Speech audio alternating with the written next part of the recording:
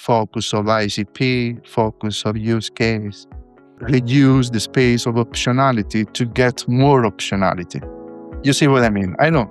Or specific verticals. Now I was speaking with the founding team that they have something working in 2 or 3 verticals, and they're already thinking to move to new verticals when they have not yet consolidated the presence in those 2-3 verticals. It's already enough. Enterprise motion, more countries.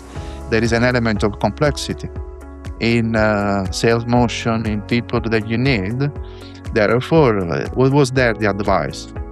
Focus, but which doesn't mean to close the option of having more verticals, but I mean you need 75%, 80% of your pipeline on where you are already monetizing and building traction, and then you leave that 20% of pipeline to do experimentations in new vertical. As you know, one of the historical challenges, especially with young founders, is the feeling of losing opportunities if they decide. While you are losing opportunities if you go too wide and you don't focus. Or be patient, postpone, focus. Hey, everybody. Welcome to the Practical Founders Podcast, where every week we hear an amazing story from a serious founder who built a valuable software company and did it without big funding. I'm your host, Greg Head, and this week my guest is Luigi Mallardo, an Italian based in Barcelona, who was the founding chief revenue officer for a practical startup there that did time and attendance management in Spain and across Europe. They grew practically. It was the go-to-market leader, which has its own challenges. We talk about the strategic side, the tactical side of growing a B2B SaaS company in Europe over the last 10 years. They sold the company. He was part of the acquisition by Visma, and now he's on the other side of that. So we talk about all things go-to-market, Europe, in the modern practical founder zone. Luigi, hello. Welcome to the Practical Founders Podcast. Hello, Greg. Hi.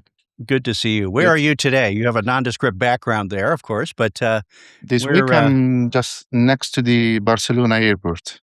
Okay, so and you live in Barcelona these days, right? Yeah, I've been based in Barcelona for the last 10 years. Yes. Oh, that's awesome. But you have an Italian accent. You're not a native Italian Spaniard. accent. Still, Yes. yeah, after more than 20 years outside my country, Excellent. yeah, still there. That's where I was raised, in Napoli, Excellent. exactly.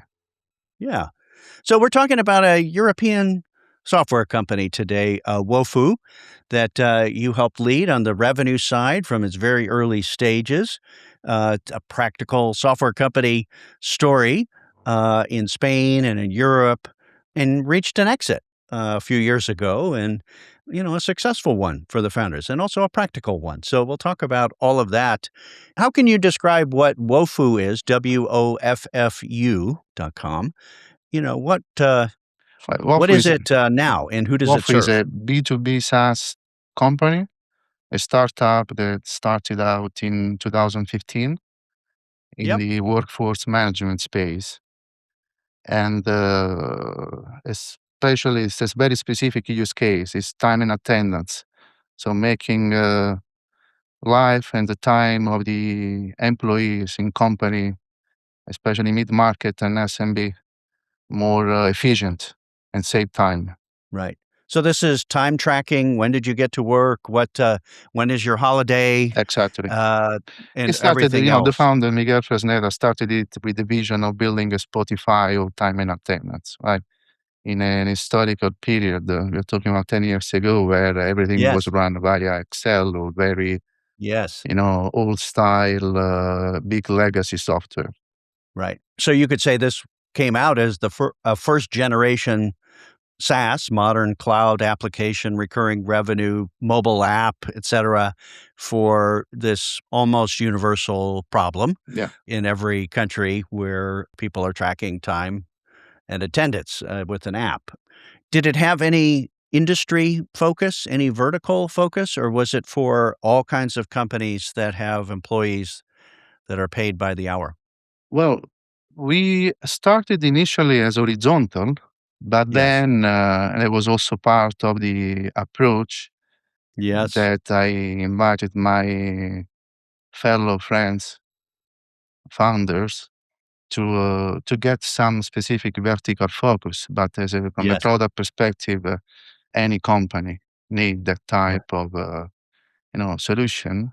But there was one of the things that we started to focus on specific vertical where the feedback was better than others. So multiple verticals that were better, or was it, did you find one? No, Like, no, multiple yeah, verticals, okay. Yeah. multiple Okay, great. verticals.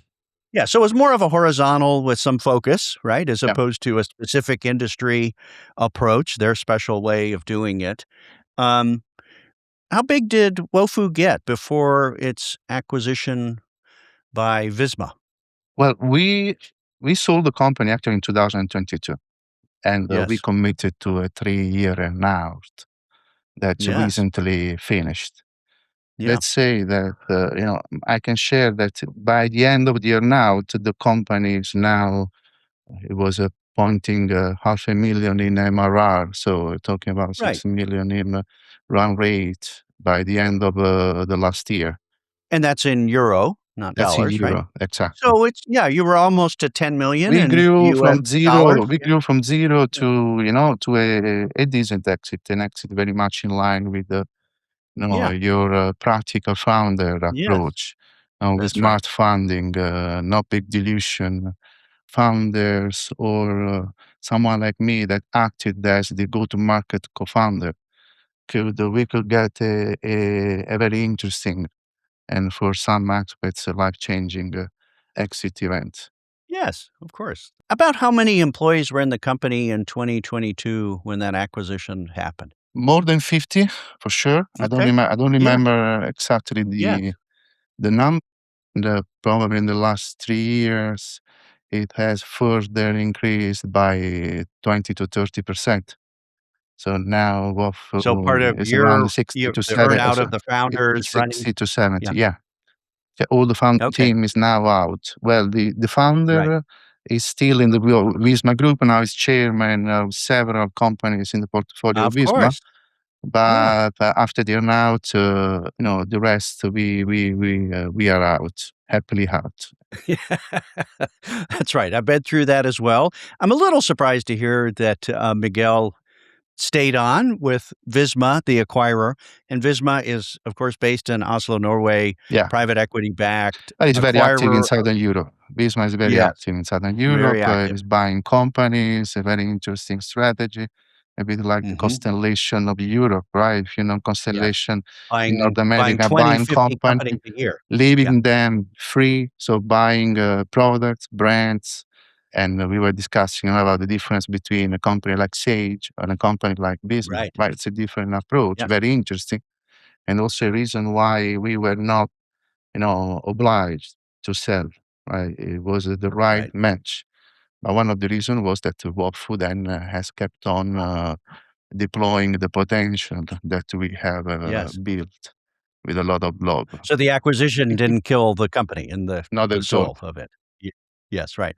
Well, I grew a company with its own soul and sold it to Sage 25 years ago, or a little touch more there, and for a while there, I ran a 50 million US dollar product unit, one of the many product units they had around the world, and they were very independent. They had a CEO of Sage and CEOs of all the companies that they acquired, which were like a holding company. And then they kinda changed their mind and said, "That doesn't is too inefficient. We need to standardize marketing, standardize branding, standardize finance, standardize all that." And so we would call that the matrix, right? It used Right, to be one kind of focused company, one person in charge, and then all the people came across every function, and it was more like a product group across these central functions and all of that right. kind of thing. So Interesting. there's all kinds of models, and the acquirer gets to decide. There's an old joke, goes back longer than I just mentioned about, like, what do you can use this with any example. What do you get when you cross Woffu and Visma, right?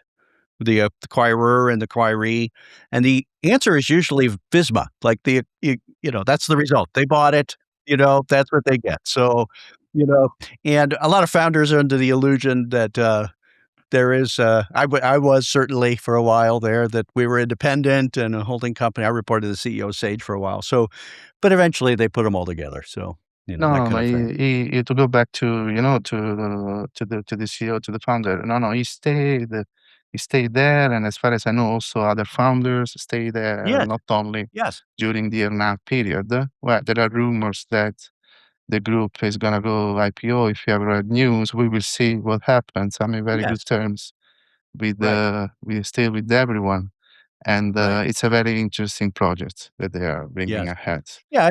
It's an interesting puzzle. Visma has acquired more than 100 companies. It's over 3 billion euro in revenue and almost a billion euro in profits, still privately held, owned by a private equity. And focus And in we could call it the Europe. holding company, the buy and Yeah, hold approach and acquire all these independent brands, very European focused. So we'll talk about Europe today yeah. as well. Luigi, what can you say about the exit? You kind of gave us a range for the revenue approaching €500,000 MRR. Um, what what can you say about the size of the exit? Sounds pretty practical, but can you It's very give us much a range? it's in line with your I can't say exact Okay. numbers, right? There are numbers that have gone out because, of course, Visma has got some investor relations, so I've read around some Right. articles, etc. What I can say is that it's very much in line with the Yeah. type of, framework that you as a group are working on. It's an exit below the 30 million. Let's Okay. say it's around Yeah. between, 15 and 30 million.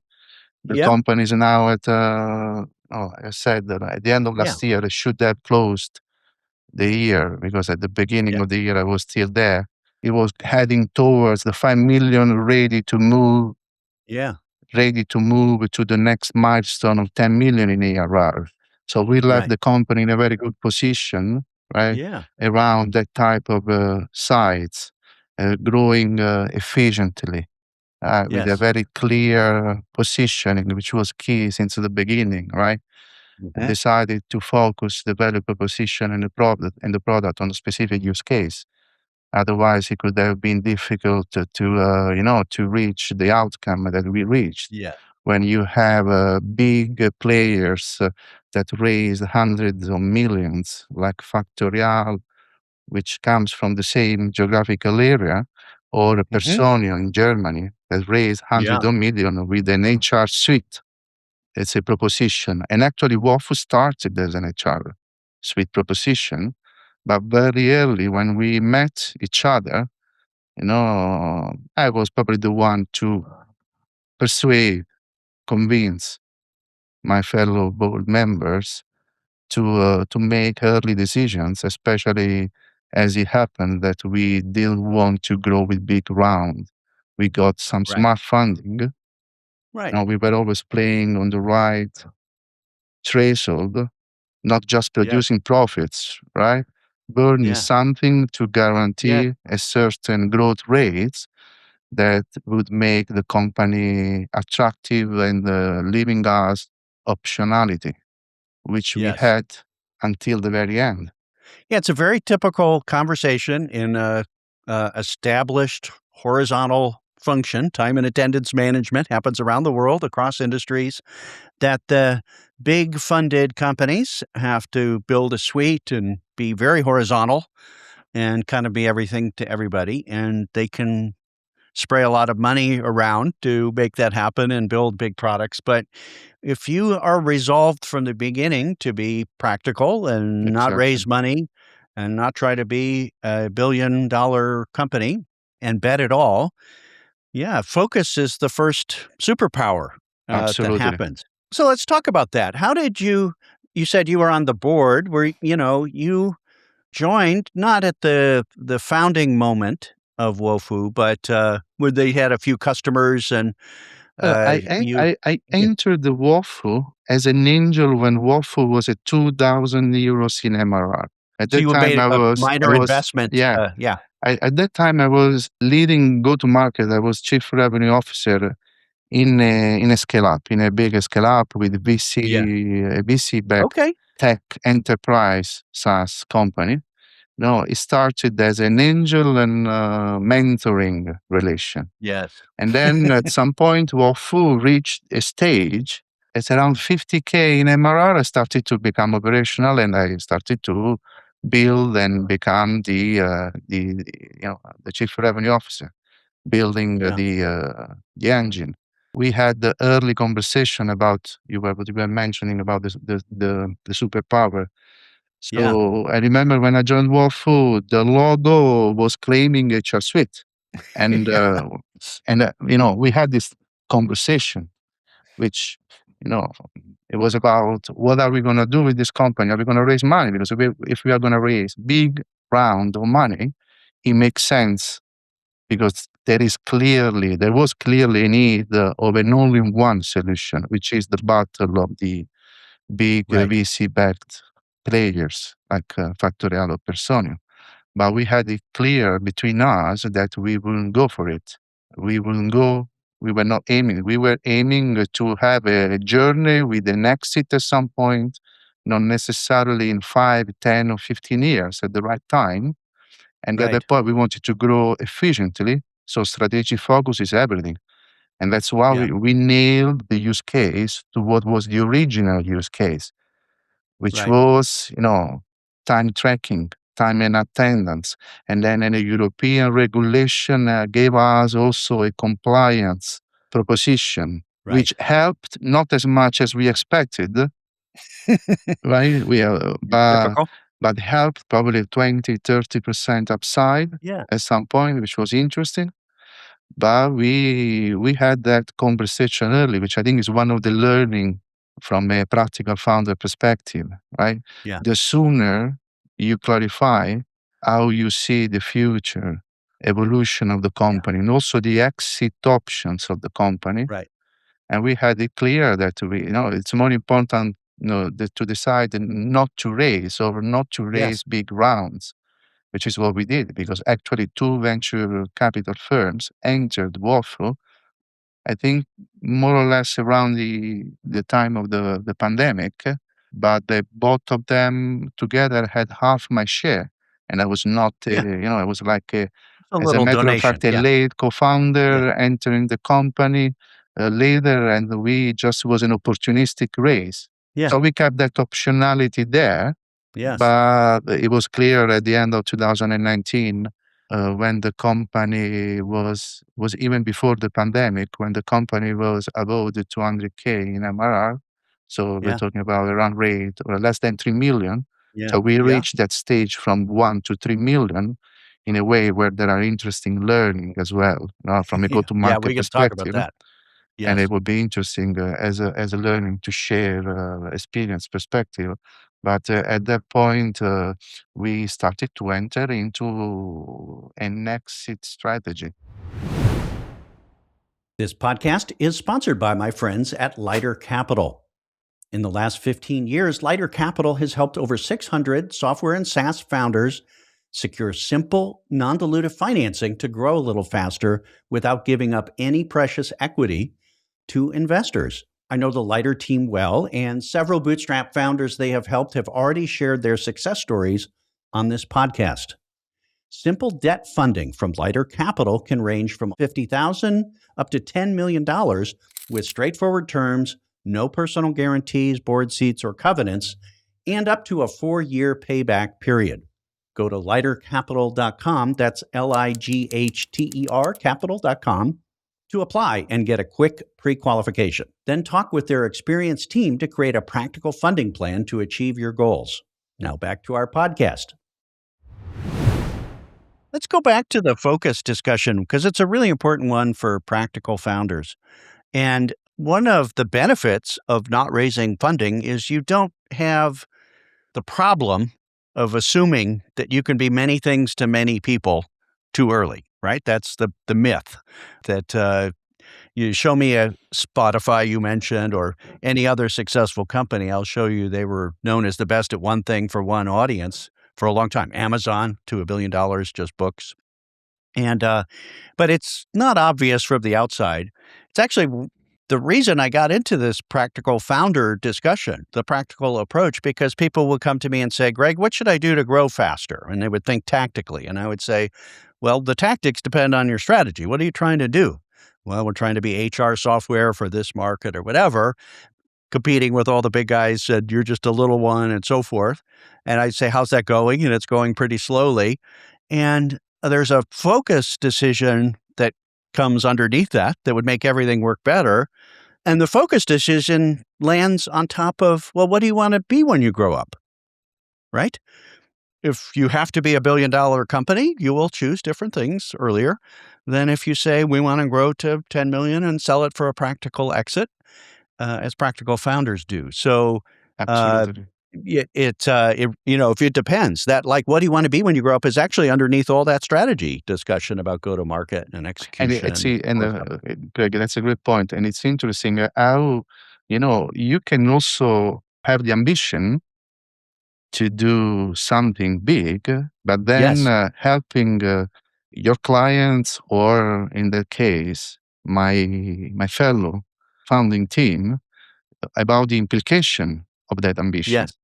from Yes. a financing perspective, from a product development perspective, from a dilution perspective. And those implication questions Yeah.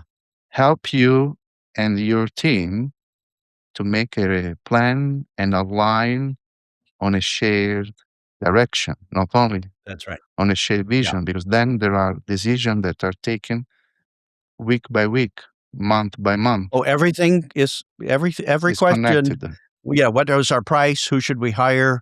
What feature is next? What color should the chairs be in the office? Or long Depends on tail all of those versus things. going Yeah. more up market, Yes. which was one of the discussion at some point. That's Yeah. more, I don't want to go too much ahead with your agenda, but that has Yeah. implication from a go-to-market development perspective.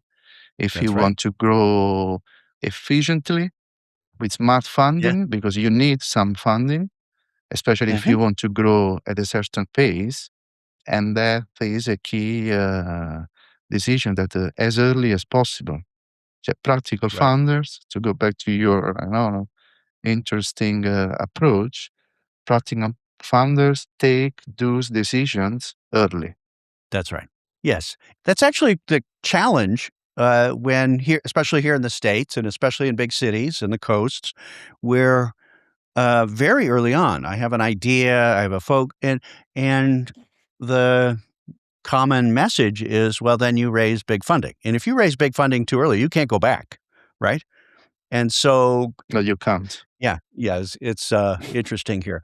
I mean, was that partially from your experience, Luigi, with a venture-backed enterprise software company in saying, "Oh, it's not what you think it is"? Well, that experience, and I'm still involved with the VC companies. Yeah. I see. Right. Okay. So you understand the game. I Yeah. understand the game. Yeah. And I think you need to know which game you're playing. You need There to you be go. conscious. Thank you. It's not about something is good versus something that is bad. In the case Right. of Woffu, in those circumstances, in that specific sector, with that specific founding team.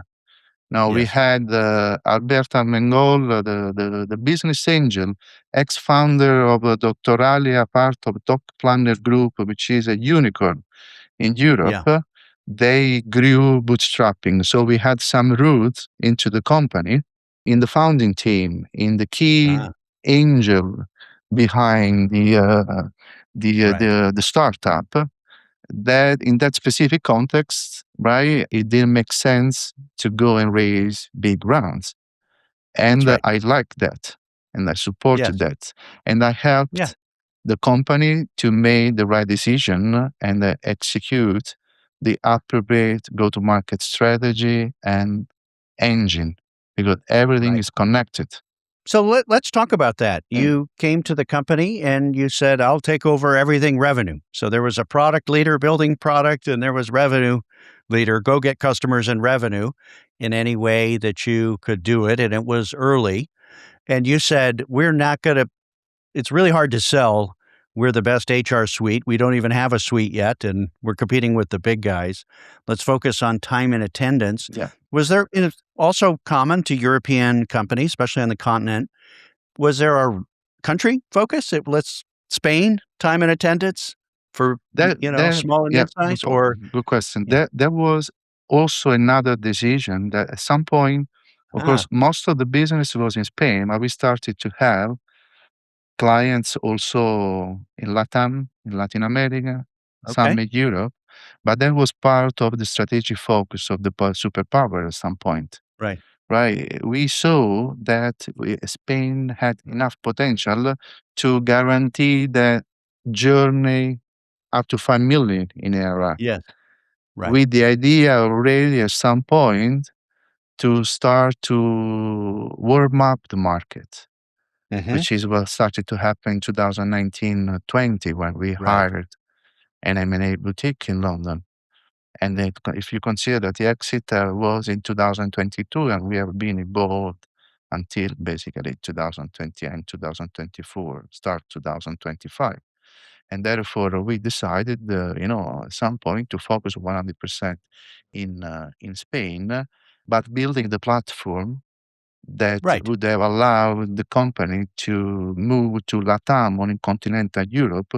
And we started to spend some money to investigate how in other countries with Yeah. lawyers, with the, lawyers in other countries in continental Europe to start to prepare the basis, having that optionality.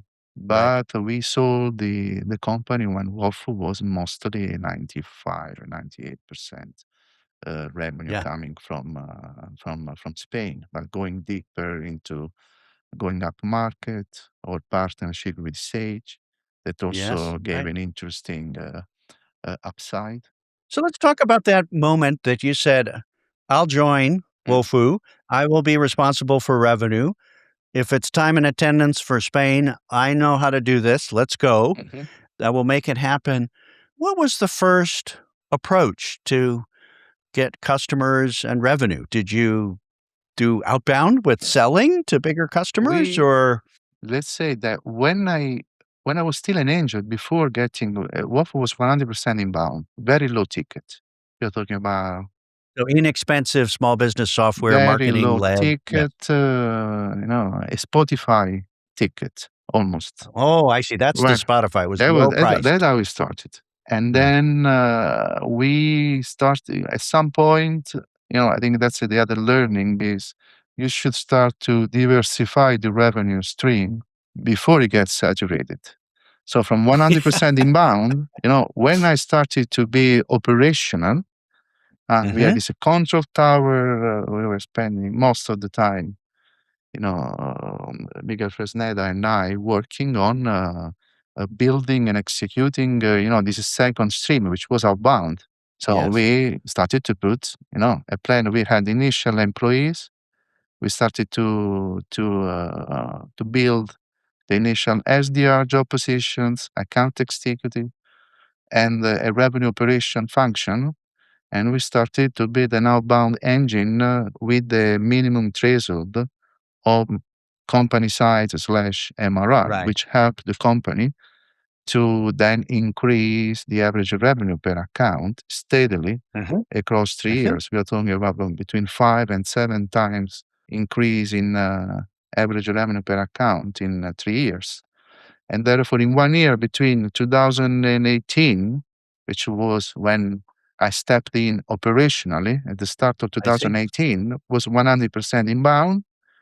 We Mhm. started to build the outbound engine. I operationally involved in coaching, building the CRM process, Salesforce properties, coaching the SDR, the account executive, building a narrative that could go to the mid market to 5-digit ARR. So we had some sporadically, and outbound became 50% Okay. between 2018 Yeah. and 2019. And then when we started to have a solid funnel also in outbound, we started to focus on the partnership motion before the outbound got saturated. Yeah. Outbound was on this steady growth, with the revenue operation. that was already a solid function, managing the account list, Yes. a solid process, conversion rates across around Yeah. 8 to 9 funnel stages, Hmm. measured, Yes. going there. We started to build and we were lucky. At some point, we were also lucky because at the end of 2019, there was a regulation approved that gave probably a 20 to 25% upside because of the regulation, but Yes. we were growing 3 digits year on Right. year. And we started to build the partnership motion. And that made the difference from a growth perspective. That made the difference also from a Story. pitch perspective Yes. Uh-huh. versus potential buyers. The solidity of the funnel, the predictability of the business. Yes. Right. Therefore, this diversification of the revenue streams is one of the key drivers of Right. the practical and efficient growth of Right. that specific business. Yeah, I would say that 80 to 90% of software founders I talk to, and I know, which is thousands, have, quote, enough product to sell, but not enough customers, revenue, and growth. It's a go-to-market problem, right? And the bigger you get, the more the product And is what now it with is, and the then with the yeah, the right. and now with the AI age is Yes, even more than that. It's yes, more a that's right. go-to-market issue than a product issue. Right. So would you say in simple terms that getting to 1,000,000 was about being inexpensive and useful, the modern cloud time and attendance management in Spain with some marketing inbound motion, and getting to 3,000,000, something like that, was adding outbound on top of that and for a little bit bigger customer, right? You kind of had these layers of the cake.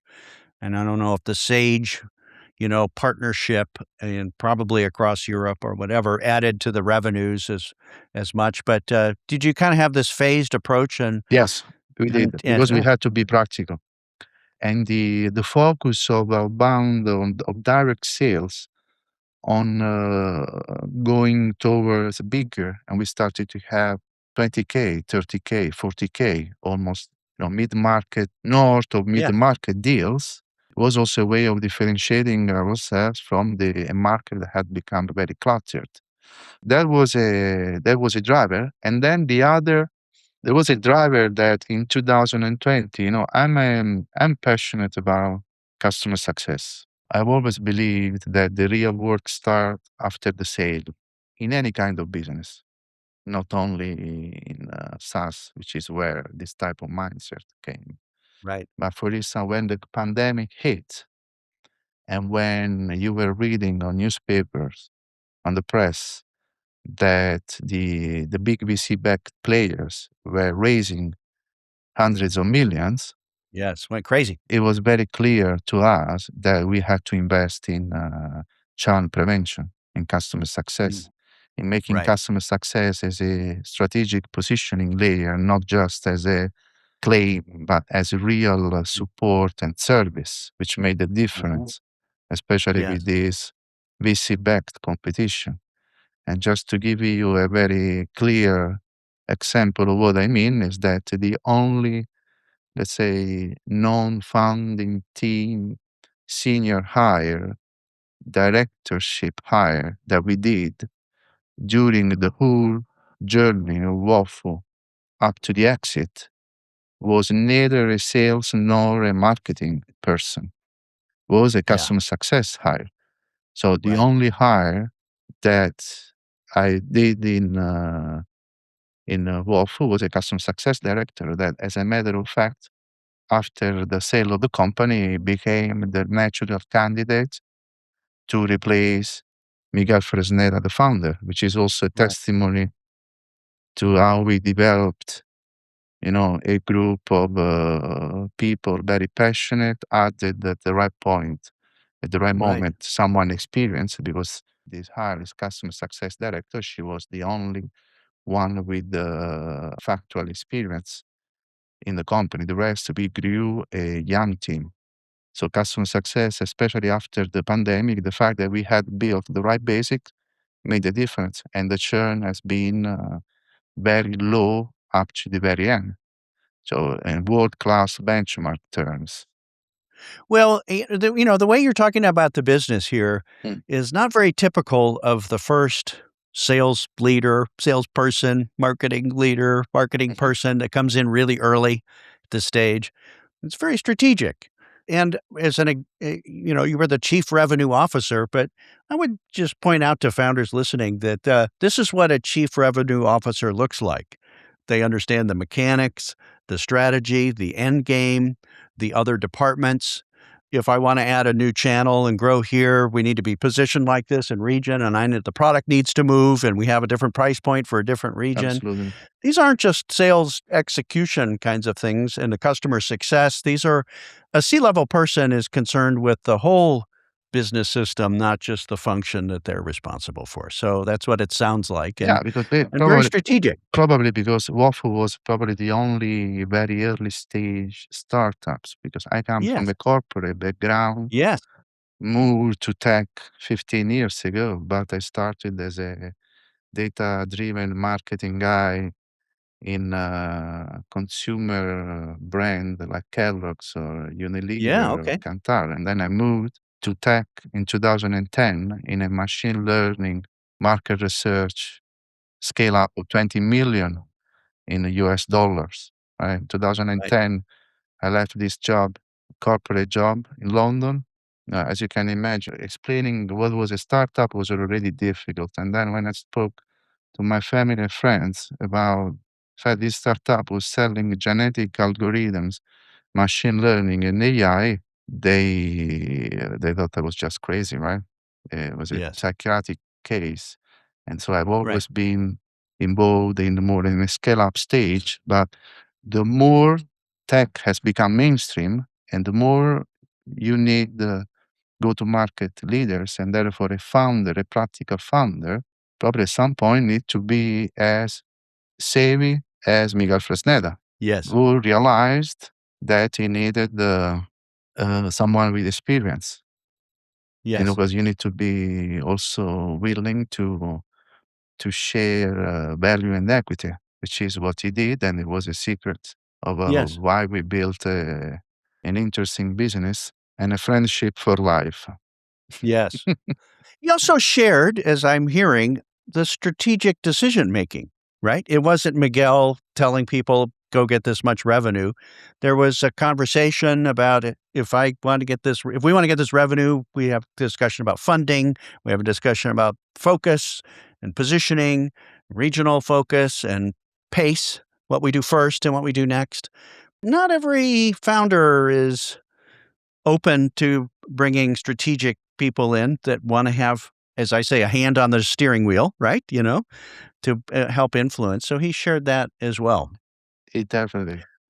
Yeah. What is it about you? So this is something for practical founders. They want Mm. experienced people, but experienced people don't usually do very well at a scrappy startup. What is it about you that did well in big companies and all the way to very scrappy, crazy Good question, startup where you were executing, didn't have a team Greg, and was because very frugal? yeah, you have a generation of people, they are just builder. I'm a builder and I'm Yes. still a Okay. builder, right? There you So go. you need to, so my DNA is a builder DNA. If something has a potential or it doesn't work, Yeah. I want to fix it. Or Yes. if I see the potential, I'm a hands-on. And Yes. you are right. You need strategic thinking, but you don't need strategic people only.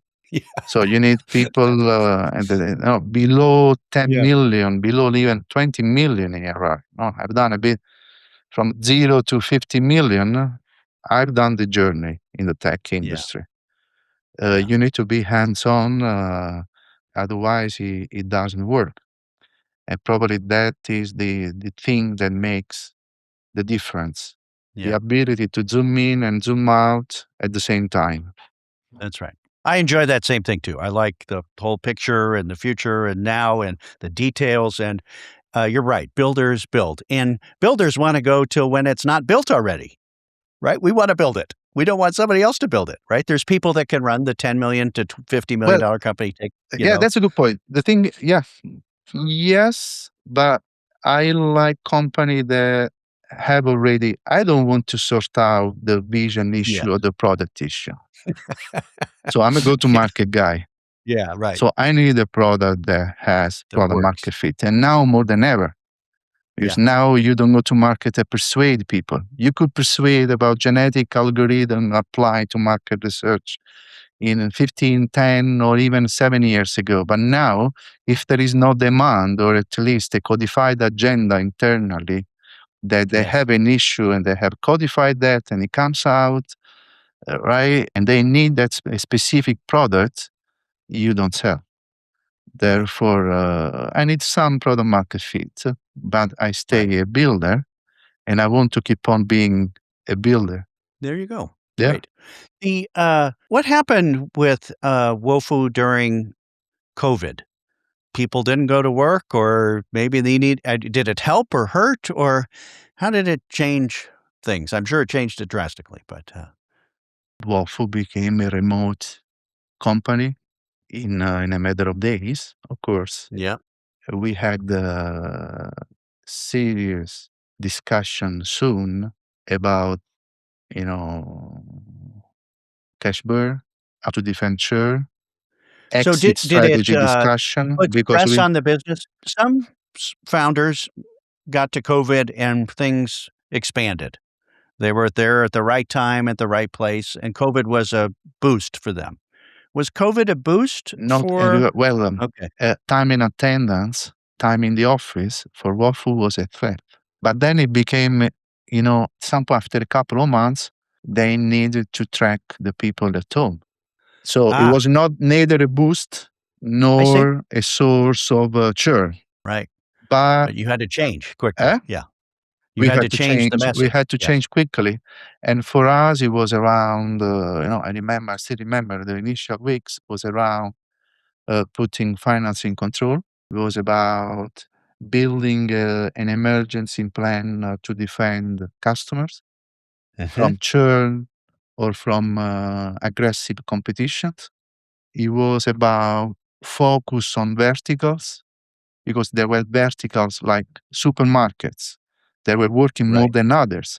So there were Right. a lot of discussion we were having from a revenue operation perspective on how to move the pipeline or the sales activities towards specific verticals rather than the others. Because if Right. factories in specific industries were closed, Right.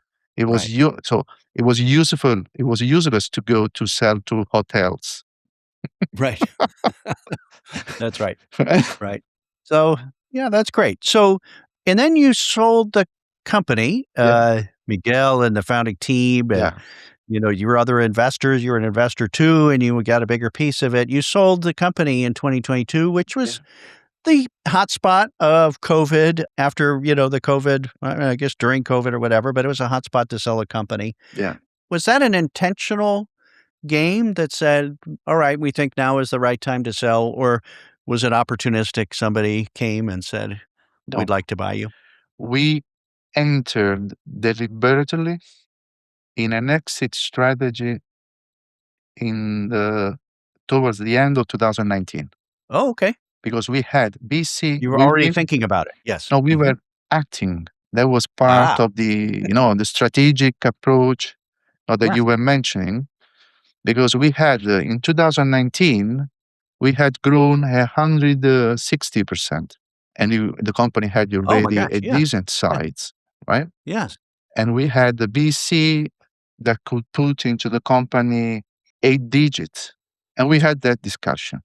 And at that point, we decided to not to accept, and we said, and I was one of the first one to say, okay, let's start to warm up the market.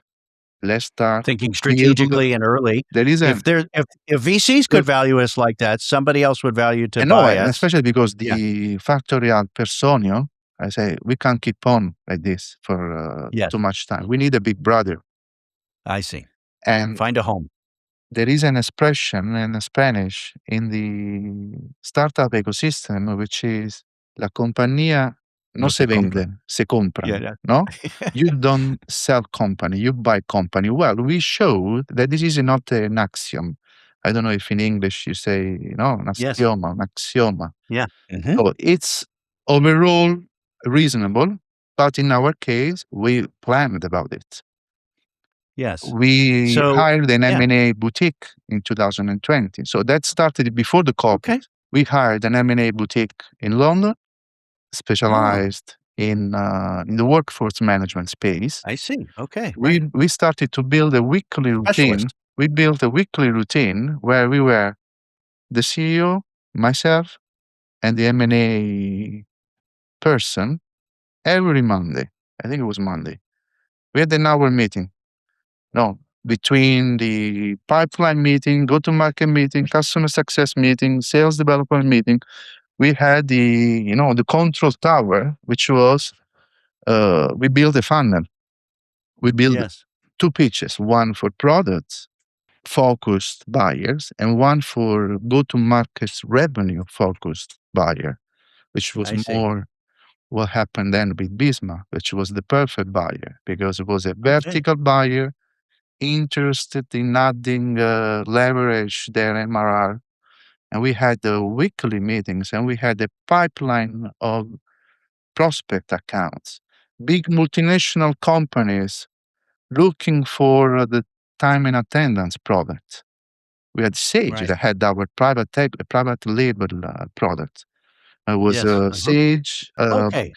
You Controllo white Orario, labeled your one product to label Sage. powered by Yeah. Woffu. I Otherwise, we would see. have never agreed. Always keeping powered by Woffu Yes. small, but it was Sage product. Yeah. And we had private equity buyer, potential Yes. buyer, and we had Of meetings. course. And Yes. we Of had course. the big VC-backed players that were not ready yet Right. to that kind of discussion. Now they are Right. more going around, but we were already too big for them. So that Right. didn't happen by chance. Right? We were Right. lucky because you always, like in sport, right? I've got a basketball background before entering into business. You need some lucky break, but you need to Yeah. help that break. And Yeah. we planned for it. It was an interesting journey. And we signed the agreement 2 years later Right. than when we started to actually work on it on a weekly basis. So that's a different approach when companies say we want to think about selling, we're going to hire a banker. Usually it's we hire a banker, we get the documents and the due diligence and the data room together, and we get everybody ready, and then we get offers and we go through the process. It's proactive. You're selling the company, you're not getting bought per se, right? That's one way to do it. But you did the patient approach. You had a banker, you had a strategy, and you kind of built these relationships slowly to see who was interested, what made sense. Definitely, yes, that was the case. And I would add, Greg, that then what also made the difference that we did not have to sell. Correct. Patience and We did not. We optionality. Right. optionality. We did not have the sell, and that helps. No, Yes. Eh, Say no. to Yeah. say no if it's not the right deal, if it's not the right buyer. We had very clear in mind that we wanted a certain type of. We wanted to not everything to be destroyed, like sometimes Right. happen with certain buyers, right? Okay. Yeah. So if you say we're going to sell in 6 months to the best offer, you don't have a lot of control over the kind of buyer it is, what they want to do with it after, how long you have to stay.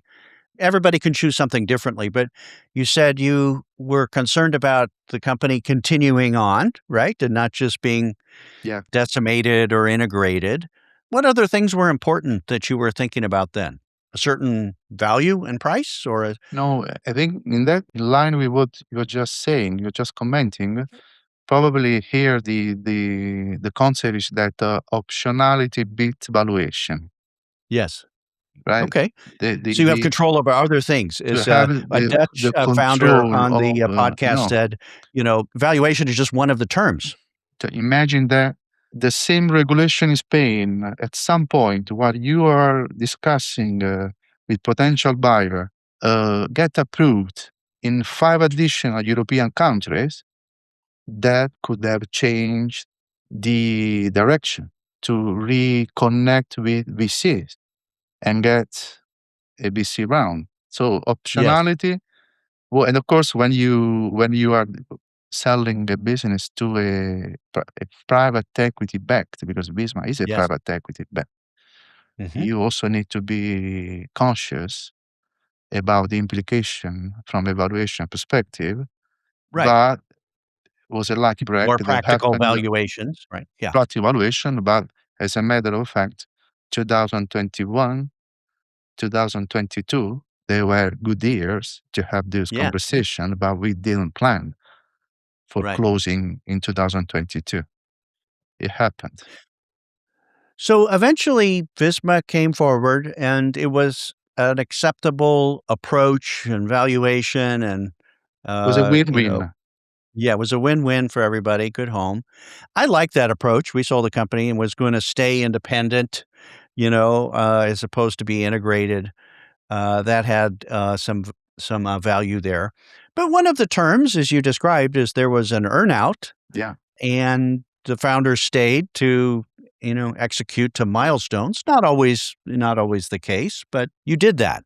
3 years is not a small amount of time, No, right, in somebody else's system. So that was one of the things you accepted. But looking back on the Visma deal, so Miguel is still part of the Visma family, and you and the other co-founders are not, and leaders.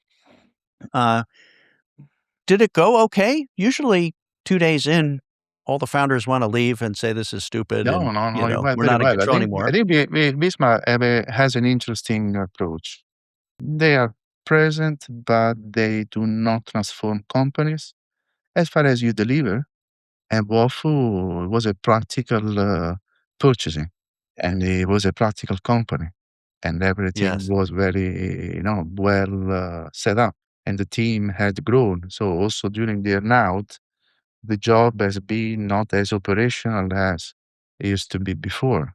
The job has Yeah. been more building a succession, making Ah, sure that the earnout target would be reached, which it happened, right. and Congratulations to making do that, sure yes. that the the management team developed, and The next the generation could take over, right.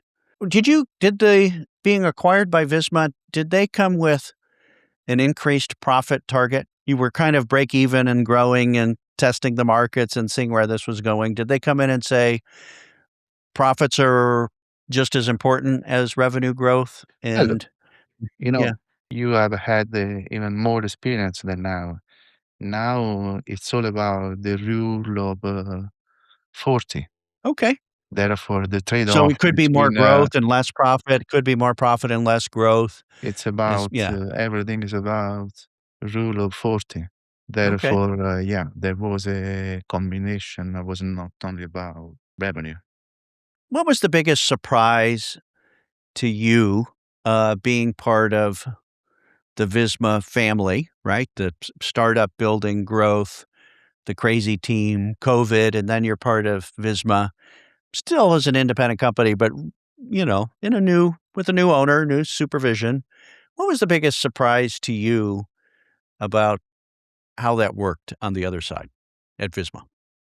To be honest, nothing was surprising. Probably the fact that my DNA, my background come from Ah, big organization, from structure, even before joining the tech industry, but also when I joined, were already companies with 20 plus yeah, million. Therefore, from a business perspective, it was no surprise. The team was surprising, but we raised a great team. So they yeah, normally when there is an acquisition, there is fear, there is anxiety, No, Mhm. Woffu case was all the way around. I Yes. saw even more passion, Mm. right, from the team. A new opportunity, a new backer, a Right, the new opportunity of strategy, new growth, hope, right? right? Yeah. And they started to be more and more, and they became more and more independent, Yes. right? And sometimes Ah, that was probably that may be part of the surprise, right? Because you realize that you have done your part, you've done your yeah. job. It's time to move. It's time to move next, right? Yes. Yeah. And go and find the next waffle. Right. Okay. Well, and is that what you're doing now, Now, Luigi? I know you well, are a go-to-market specialist in Europe and the now big now B2B I'm SaaS world. working now I'm working selectively one to one with a few CEO founders. Right. But the main priority on their go-to-market, founders that Right. are hands-on, that are involved in the go-to-market. But the main priority, I'm scouting. So my plan is to, I'm a builder, I told you, Greg. So my plan Yes. is to find the Yeah. right company with the right founder to get my skin in the game again, with no pressure, That's with right. no rush. I will very Yeah. clear, right, and With complex, optionality. with Right. Yeah. optionality, right. In the meanwhile, I'm enjoying working with a few founders, one by one to one. But that's not my plan to scale an advisory business, at least in this phase. Still, Right. I did my self analysis from that perspective, right? I've got optionality that gives me the freedom not to get there to get a job. And in the Right. meanwhile, I'm supporting and I'm aspiring. I like to use this concept of GTM sparring partner because you are not. They don't need mentors, They don't need Yeah. advisors, you know that. Mhm. They need a combination, but they need execution. They need help Yes. on Right. zooming in and zooming out at the same time. But the priority is to scout. It's an interesting moment. I've done that a few times, and I counsel a lot of former revenue leaders, marketing leaders, the builders, the financial leaders, CFOs. They they're on their 3rd journey, Yeah. something like this, and I said, "Greg, I'm looking for my next journey, but it needs to be the right one. I wanna get at the right time. I know what I'm good at. The timing's right." You know, I encourage them to go help 10 or 20 founders Mm, because then you get to see, the chemistry, the absolutely. results, all of that thing. That how else are you And gonna I, do it, right? and I think it's Yeah. good. It's an interesting thing. I think it's also a mutual interesting thing. The fact that you can test Yes. each other. It helps to build Right. chemistry. Instead, when Right. you are, I'd say, an executive, just an executive, you go there and you need a job. It's a nice, sweet moment. And I Yes. agree with you. No, and you grow and you help founders with your framework. And Yeah. we like it. We are builders. Yes, that's right. When you've had an experienced career, big companies, fast growth tech companies, Woffu in the practical, more bootstrapped or, very efficient style through to, the acquisition and after, and you've won a prize and you left Visma. Did you take a break after to just decompress and, let go of sometimes we say the let go of the trapeze before you grabbed another one, right, to get space? Did you have a break or did you have a slow transition to what you're doing now? No, I didn't have a break because I like what I do.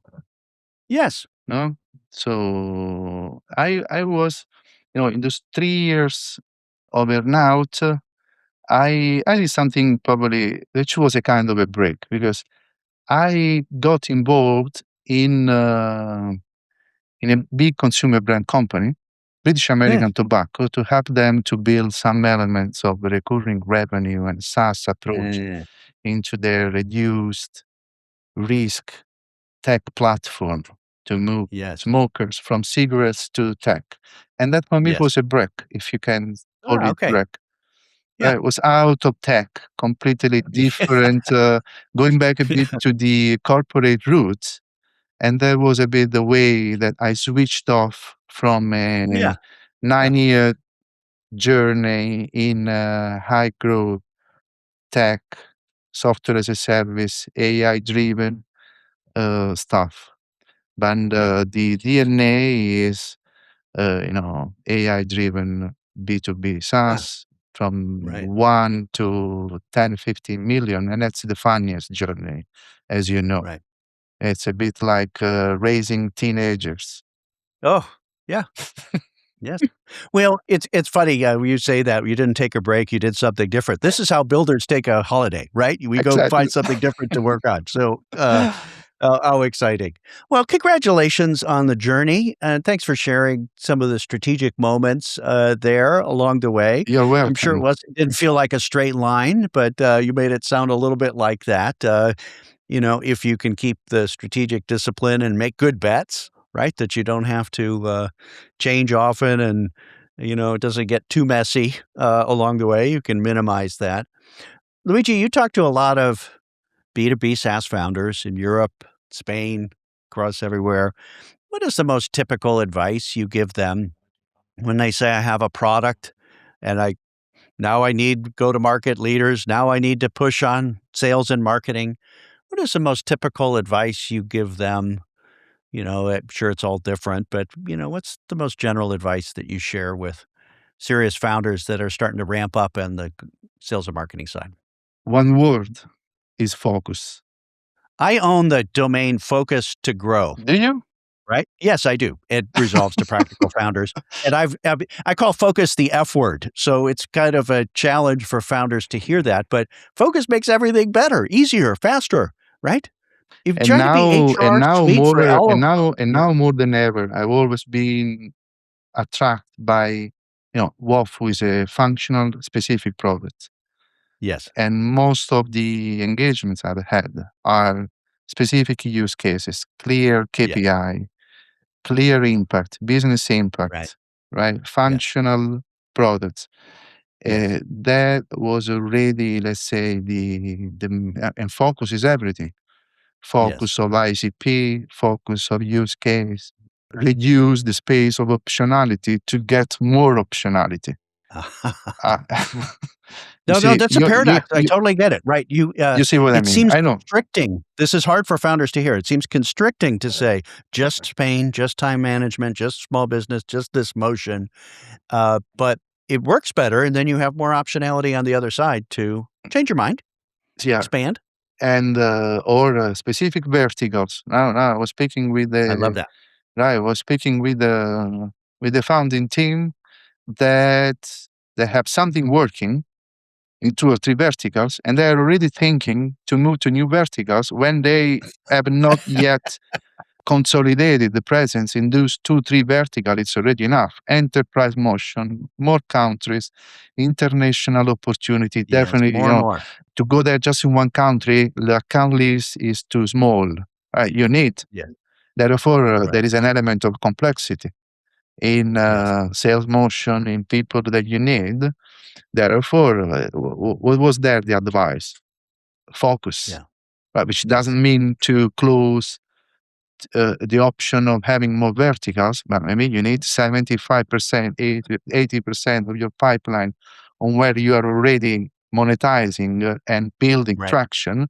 And then you Right. leave that 20% of pipeline to do experimentations in new vertical. While the Hmm. question was, no, we need to, right, we need to, it's as you know, one of the historical challenges, especially with young founders, is the feeling of losing opportunities Yes. if they decide. While you are losing opportunities if you go too wide and you don't focus. And decide means to cut off. That is the Latin root means, Maybe. to cut. Or So just great. or be patient, postpone, focus. All right. Yeah, I think that's a power of the practical founders game. You can be patient and disciplined and do things in the right order at the right pace. And if you're trying to do everything all at once, it kind of makes a mess and not very helpful. for Practical Founders. Well, Luigi, thank you again for sharing your story and your success story. And congratulations. You're I know welcome, you're a and builder, thanks. so you'll It do was it again. an absolute pleasure, Greg. Thank you. Thank you very much. Really appreciate you being on the Practical Founders podcast.